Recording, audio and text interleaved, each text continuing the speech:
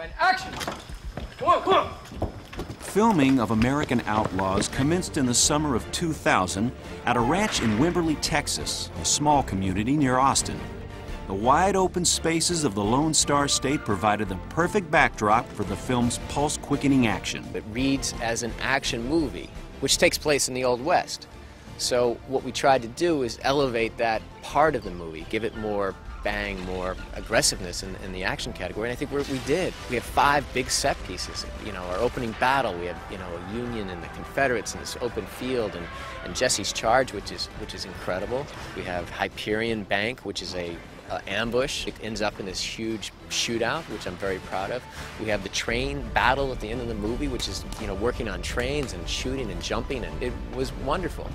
The filmmakers undertook the mammoth task of constructing a 6-acre, full-scale, backlot-style Western town, complete with banks, saloons, hotels, a schoolhouse, and a church on the Double C grounds. Our first approach was not to build a set, but there are existing towns throughout the country, and we scouted them all.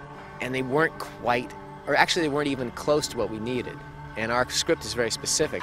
When we were able to build it, it was a dream come true because you could exactly make the street where you wanted it. You could put the courthouse where you wanted it, not where it existed in some other person's movie. It was this great location, this big valley. We plopped it right in the middle of nowhere. You would never know it now. It looked like it's been there, you know, for 100 years. It's a wonderful place to work. Production designer Kerry White and his art department had the daunting task of constructing the town's 42 buildings in fewer than 6 weeks. The construction team broke ground the 3rd week in June, and filmmakers were shooting the town by mid-August. The defining feature of the shoot was the repressive heat. This is just a typical Western. It has been absolutely, the conditions these guys, everyone's had to work under, triple-digit temperatures every single day, and that's just part of making a Western. They're always going to be hot, they're always going to be dusty, and that's part of the look, that's part of the whole drama, you know. Overall, 40-plus days of a 65-day schedule featured triple-digit heat. While there, the production broke a record by consuming 130 cases of bottled water in one day, and craft services routinely went through over 100 bags of ice daily to keep beverages cold for the heat-soaked crew. It's just grueling being outdoors all day in 114 degrees. I mean, we're well looked after, you know, we're pampered, and we get all water dropped at our laps every 5-10 minutes, but it's hot as hell. And I'm Irish, so I'm not used to it at all. So I'm drinking 25 bottles of water. Got all these clothes, sitting on top of the horses, just melting. It's so hot, my extensions are melting. And they were. I was feeling the top of my head, and the glue pieces in my extensions are like soft, really soft. I'm like, oh my God. Carpenters used rough-sewn wood on the exteriors of the buildings to give them an authentic look, since wood products from the mid-1800s were not finished like wood products today. Only monochromatic colors were used so the buildings would appear muted and worn. Due to a building boom in Austin, lumber had to be ordered and trucked in from as far away as British Columbia in time to meet construction deadlines. White and his crew also accommodated Mayfield's request to build the set streets much narrower than would be accurate for a real Western town. This allowed Mayfield to film both sides of the street in the same shot. Extensive planning allowed for this one set to double as 3 different towns in the story: Liberty, Fidelity, and Hyperion. After shooting the main street as Fidelity, workers transformed it into the fictitious town of Hyperion.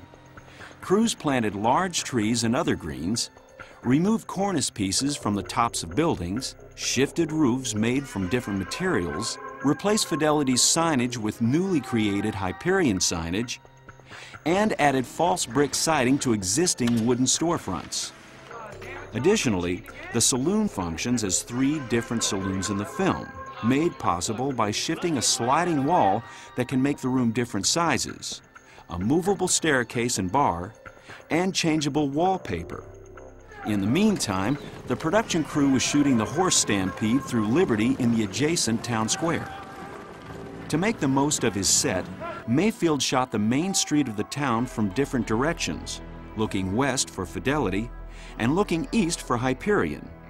The cast was impressed with the high quality of the production design and the filmmaker's attention to detail. Les Mayfield, He and Jim Robinson have assembled a team that seemed to be bringing a great sense of historical texture to the piece. I mean, look around you. This town looks great. The costumes look great. It brings back my childhood, going to see all the Western movies that were so popular when I was a kid.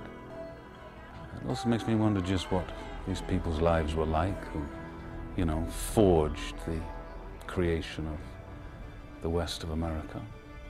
I guess they were tough lives, hard lives, but it took courage to pioneer.